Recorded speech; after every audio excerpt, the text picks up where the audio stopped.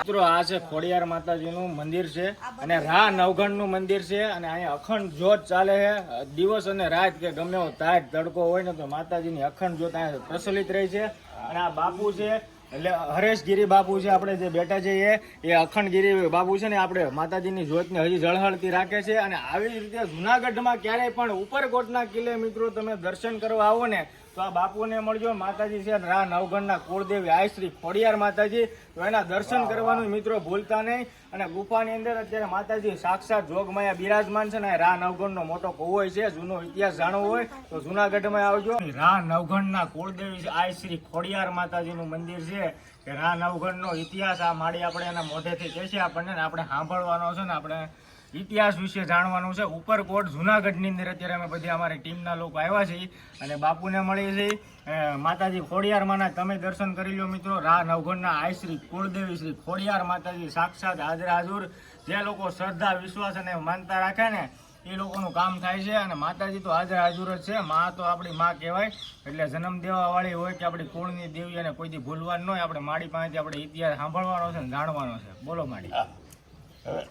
આ છે રા નવઘણના કુળદેવી ખોડિયારમાં. નવઘણ રાજાના જન્મ પહેલા પુત્ર માએ કરી નવી રાણીએ દટાવી દીધું. જૂની રાણીને સંતાન રહ્યું સુમલદે પરમારને રા નવઘણ. એમનો જન્મ થતો નહોતો, પુતળા કરી અને દટાવી દીધા. પુતળા કાઢવા કેમ?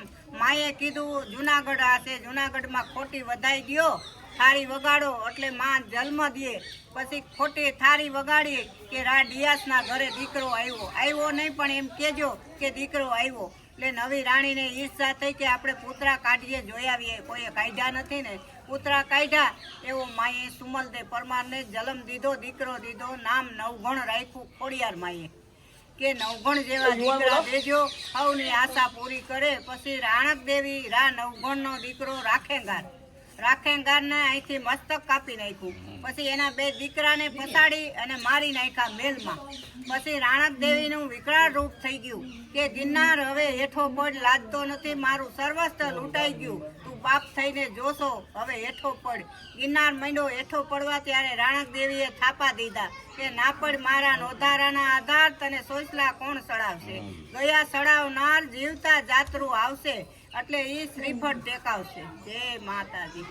આ ઇતિહાસ છે મિત્રો કે આખો ગિરનાર ખભડે નીચે પડ્યો હતો. રાણક દેવીના હાથે નીચે ઉભા રહીને હાથે ખાલી થાપો દીધો હતો કે આખો ગિરનાર પથ્થર છે ને એની એક તણી ભાર પથ્થર ઉપર આખો ગિરનારના ટોચ ઉપર આખો રાણક દેવીનો પથ્થર થઈ ગયો. રા માંડલિકને નાગબાઈ ચાંદલો કરવા ગયા કે રા અવરું ફરી ગયો કે રા નથી ફરતો તારો દી ફર્યો છે. ભમતો રાજા ભીખ માગીશ નહીં મળે જુનાગઢમાં અન્ન અને પાણી.